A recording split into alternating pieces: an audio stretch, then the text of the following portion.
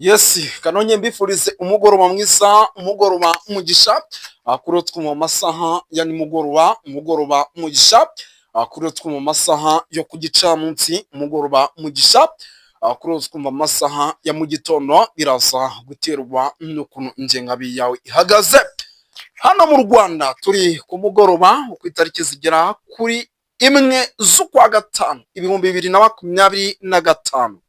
Birumvikana tuba tugarutse mu cyitwa makuru, tuba tugarutse mu cyitwa imiripuko. Ngira ngo rwose nakomeje kugenda mbabwira yuko ibintu bikomeje kugenda bihindura isura, by'umwihariko mu gihugu rwose cy'u Burundi. Nk'ubu rero muri ano masaha nzanye amakuru adasanzwe, icyitwa ivumbi ryatumutse ku kibuga cy'indege mu kanya gato gashize, rwose humvikanye icyitwa imiripuko ku rwego hejuru, ariko ni Bujumbura Airport. Ngira ngo aya makuru turaje kuyinjiremo. Mayiti ni nyinshi ziri kwambutswa ku mupaka wa Uvira cyangwa se ku mupaka uza igihugu cy'u Burundi n'igihugu cya Repubulika ya Demokarasi ya Kongo.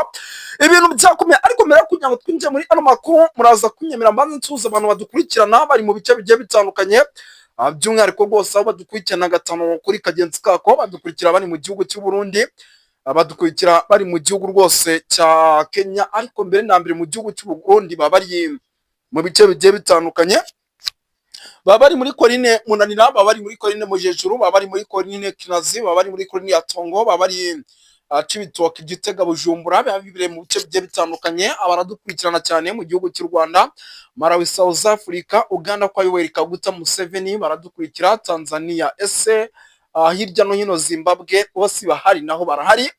Tubahaye ikaze kuri Duniani Kote TV muri ano masaha nimugoroba.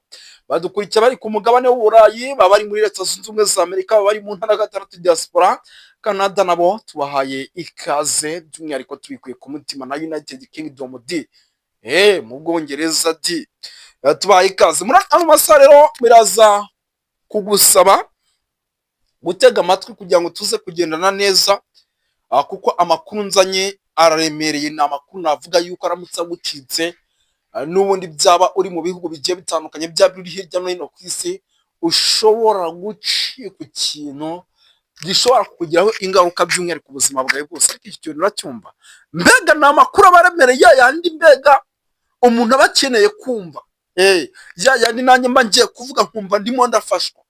Amakuru nanjye njya kuvuga rwose mwa bantu b'Imana mwe, nkumva ndimo ndafashwa. Nk'ubu munyemere mbabwira yuko tugiye kugaruka ku kibuga cy'indege cya Bujumbura. Amasasu menshi mu kanya gato gashize amaze kumvikana. Bimeze bite? Katuze tubyinjiremo. Turaza gusimbukira ahitwa Kibira, muri rya shyamba rya kimeza. Umwoto wabaye umwoto. Ubu tuvugana mu kanya gato maze kwakira amakuru yemeza yuko abagera kuri 21 bamaze kwasiga ubuzima. Hari benshi batangiye kwibaza bati se abo basirikare bari gupfa mu buhe buryo, bimeze bite? Ngira ngo turaje tubikomozo mu kanya gato. Nibwo ndimo nsoma bitangazamakuru by'i Burundi birimo ama X agiye atandukanye. Nasomye X z'abitwa ba Reverend kuri yongera kuri X z'abagabo Agathon Rwasa, ni abanyapolitike bakomeye aba babunyoni. Ese baravuga iki? Byose turaje twihurize hamwe uyu mugoroba. Nababwiye ati vumbi biraza gutumuka. Turaza kugaruka hano Cibitoke na n'ubu. Ngira ngo tumaze igihe tubabwira iby'urubyiruko rw'abanyamurenge rujyanwa mu gisirikare mu buryo budasobanutse. N'ubu rero munyemere mbabwire yuko ikamyo zigera kuri 2 ahitwa Ruyigi ndetse na za Gasorwa zahavuye. Izi kamyo ni zimwe mu ikamyo by'umwihariko zari zitwa abanyamurenge mu kigo cya gisirikare cya Cibitoke ndetse n'imbonakure n'ubundi zose zisanzwe muri rusange. Aba bakaba bari kujya mu bikorwa by'imyitozo kugira ngo bafashe imbonakure, by'umwihariko Leta y'u Burundi kohereza mu gihugu cya Repubulika ya Demokarasi ya Kongo kugoma kwirwanaho. Bimeze bite nk'abantu n'ababwiye ati Moses ninjya kuri noneho muri no minsi Bwana Kayimba Aimable we rwose yamaze kwigira mu gihugu cy'u Burundi. Azajya yama mu buryo bwa WhatsApp cyangwa se nyandikira mbwira ati Moyize bimeze bitya bigendanye nuko ibintu bizajya biba bimeze. Ni ukuvuga ngo rero reka ibi bintu tubyinjiremo, by'umwihariko muri rusange tubabwire uko bihagaze. Gusa icyo usabwa nakubwiye ni biragusaba gutega amatwi. Nuza gucikanwa ntago ari ngiye gucikanwe, kuko ngiye byo ngiye kukubwira ndabizi. Aya makuru ya nimugoroba ari bubageraho ku isaha y'isaa moya, turaza kuyahera by'umwihariko hano muri CNDD FDD mbere y'uko twinjira mu miripuko cyangwa se mu byitwa bya nyamugigima.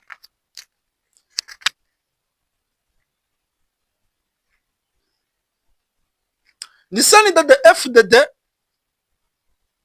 ikomeje kugenda igaragaramo guhangana, ikomeje kugenda igaragaramo uburyarya, ubugambanyi. Iyi CNDD FDD ngira ngo abadukurikiye murabizi, ni ishyaka riyobowe n'uwitwa General Neva ndetse akaba ari nawe uyoboye igihugu cy'u Burundi.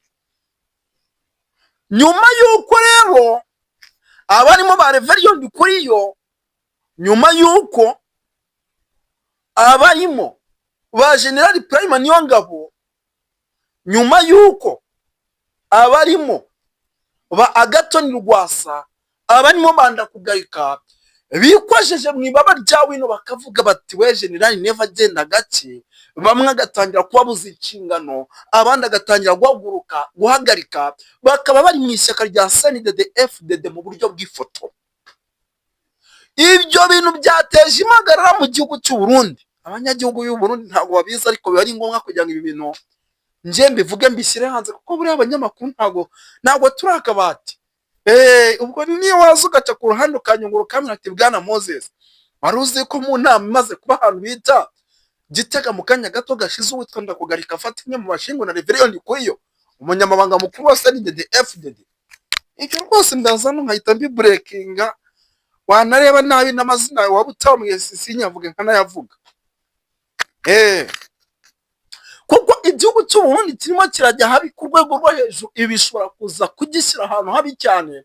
Iyi CNDD FDD nawe babwiye ati iri shyaka nimara gusenyuka, ibyo abarimo ba Bunyoni bashaka ko biba, ibyo abarimo ba Agathon Rwasa bashaka ko biba, rya shyaka ryo riyoboye igihugu cy'u Burundi kugira ngo ritongera kuyobora, ibintu turaza kwibona 65%.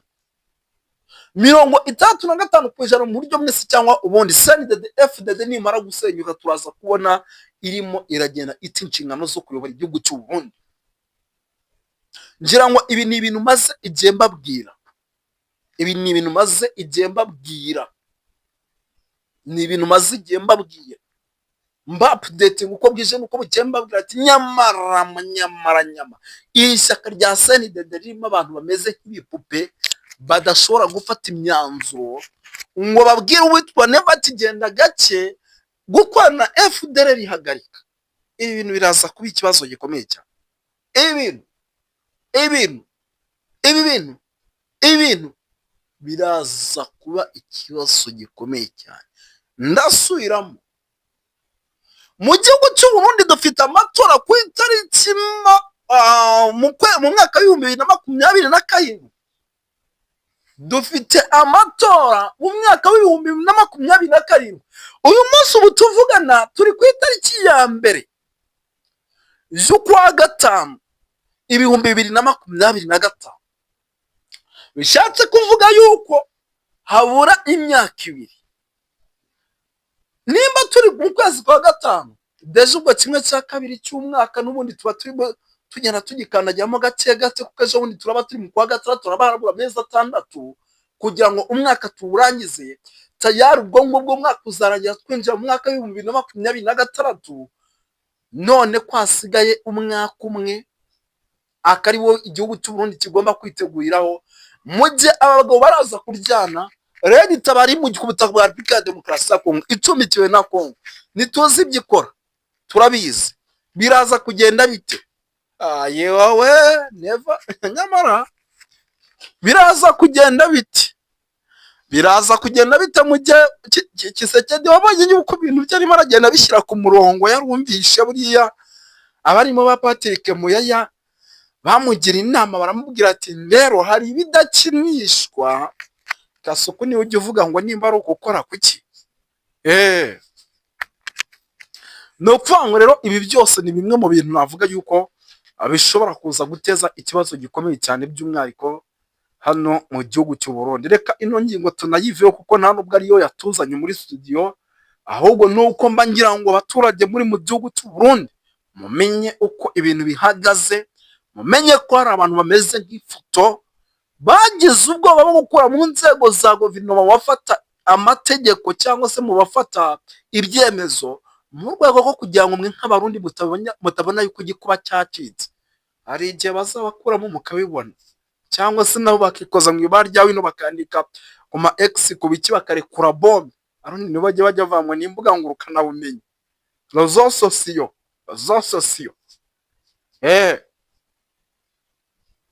Reka tuve kuri ino ngingo twikomereze tugaruke gato Cibitoke. Ni Cibitoke kugeza amagingo aya ku buhanga bw'ibyuma baye gato ku yindi foni kugira ngo turebe uko bimeze. Igihe n'ibitangazamakuru byo mu Rwanda buriya nabyo bibamfasha, itangazamakuru birimo igihe, izi za Bwiza, izi za Kigali Today ndetse n'ibindi bitangazamakuru bigiye bitandukanye, igihe bibamfasha. Gusa dushimira n'abantu badufasha ku buhanga bw'ibyuma, numva arimo agenda ambwira iminota, ambwira ati iminota yageze, ariko mu kanya turamugurira amazi di, ndabwira yuko buriya nawe bose icyaka cye. Aha itonde gato mbere yuko ninjira muri iyi mirwano. Uwitwa Perezida Ndayishimiye, dore ngibi ntabwo ndi babeshye, iyi nkuru se yanditse ku gihe, n'ibitangazamakuru by'i Burundi byayanditse. Uwitwa Perezida Ndayishimiye yongeye gushinja u Rwanda ngo gushaka gutera igihugu cye. Ariko mwabantu, uyu mugabo rwose, uyu mugabo yajyageraga. Perezida w'u Burundi Evariste cyangwa se General Neva Ndayishimiye yongeye gushinja u Rwanda umugambi wo gushaka gutera igihugu cye. Avuga ko afite ibimenyetso by'uko ruzabikora rwitwaje abantu bahunze igihugu cye nyuma yo kugira uruhare muri kudeta yo mu mwaka w'ibihumbi 2015. Iyi kudeta murayibuka, icyo gihe rwose narayivuzeho cyane. Yabigarutseho rero mu kiganiro ajyanye n'itangazamakuru, ikinyamakuru cy'Abafaransa bakita France 24, cyagarukaga ku mutekano mu burasirazuba bwa Kongo. Ibi nibyo babazaga Ndayishimiye, ariko n'akantu k'igihugu cy'u Rwanda nyamuneka ntabwo ari kubura kugacishamo. Ndayishimiye yavuze ko nyuma y'ibiganiro bimaze iminsi bikorwa n'amasezerano yasinwe hagati y'igihugu cy'u Rwanda ndetse na Repubulika ya Demokarasi ya Kongo, bigizwemo uruhare na Leta Zunze Ubumwe za Amerika, Ubuhuza ndetse na Qatar, buri wese ngo azi ikibazo gihari kandi ko icyizere cy'amahoro kuboneka byo ntabyo. Uyu mugabo yagize ati bitari ibyo ubu ibintu bimeze nabi. Ndayishimiye yavuze ko hari ibimenyetso bigaragaza ko u Rwanda rushaka gutera igihugu cye nubwo rukomeje kubihakana. Aha yaganiraga na France 24, ibintu by'ibifaransa hari igihe binjebuka buriya, aho ku buhanga bw'ibyuma bajya batubwira di bo manza barize menshi kundusha. Ati dufite amakuru, tuzi gahunda y'u Rwanda kandi dufite ibimenyetso simusiga abishingiye ku kuba u Rwanda ngo rugifite abantu bagize uruhare mu mugambi wa kudeta mu mwaka w'ibihumbi 2015, rukabihakana rwifashishije by'umwihariko byinshi byagiye bigaragara by'ibimenyetso koko bigaragaza yuko batigeze bagira uwo mugambi. M23 rero muri Repubulika ya Demokarasi ya Kongo ruvuga ko ngo hari abanyekongo umugambi warwo ni ukubafashisha, rukavuga no kubifashisha, ubwo baravuga M23 ari abarundi mu gihe ruzaba ruri i Rwanda. Ndayishimiye kandi yavuze yuko ibyo bitamuteye impungenge, gusaba ngo intambara ishobora guhagarara muri Repubulika ya Demokarasi ya Kongo. Ati nta mpungenge bimuteye, bishobora kuzagorana ku Rwanda kugira ngo rubashe gutera u Burundi. Perezida w'u Burundi rero yavuze ko u Rwanda rushaka kwihisha inyuma y'umutware Tabara ngo rwangize rugire uruhare mu bikorwa by'iterabwoba byibasira u Burundi mu bihe bitandukanye, ariko impamvu y'igihugu cye gikomeje kuba maso. Yavuze ko kandi hashize igihe kinini atavugana na Perezida Kagame, kuko ubwo abaheruka kuvugana ngo bari mu biganiro byo gushakira amahoro Repubulika ya Demokarasi ya Kongo, kandi ko icyo gihe yamwijeje ko abo bantu bose bazashyikirizwa ubutabera bw'u Burundi. U Rwanda rero ntirwemera ibirego by'u Burundi. Muri Gashyantare mu mwaka w'ibihumbi bibiri, muri Gashyantare muri uyu mwaka, Minisitiri w'Ububanyi n'Amahanga w'u Rwanda Olivier Nduhungirehe yabwiye igitangazamakuru cyari mu gihugu cy'u Rwanda igihe ko u Burundi aribwo bufite umugambi wo gutera igihugu cy'u Rwanda, ndetse ko byanarenze kuba mu mvugo bikanatangira kugeragezwa. Ati abarundi nibo bohereje abasirikare kurwanira ingabo za Kongo, kurwanya M23 bijyanye no kurwanya u Rwanda, ndetse hari imvugo zo kurwanya u Rwanda. Izo mvugo avuga zo gushaka gutera u Rwanda ntabwo zitangaje. U Burundi bwashyize imbaraga hamwe na Repubulika ya Demokarasi ya Kongo, byiyemeza gukoreraho ubutegetsi bw'u Rwanda, bakanasenya imitwe irimo bakanakusanya imitwe irimo nka FDL na Wazalendo kugira ngo babashe gukora uwo mugambi. Nubwo Ndayishimiye rero avuga ibi, hashize igihe abayobozi b'ibihugu byombi bahuriye mu biganiro muri Werurwe rero, ariko ndabona iyi nkuru ari ndende mw'abantu b'Imana. Impamvu u Rwanda rudatanga abakekwaho kudeta Burundi nayo ndabona ihari, ngira ngo ibi nabyo turaza kuba tubikomozaho tubiva imuzi n'umuzingo. Yari Moses wanyu nk'ibisanzwe, ariko ibintu cyageze ibi. Yari Moses wanyu nk'ibisanzwe rero, amakuru turaza kugoba tubakurikira. Ibyo mutumvishe mu kanya ni mu gitondo 1:20. Murakoze cyane.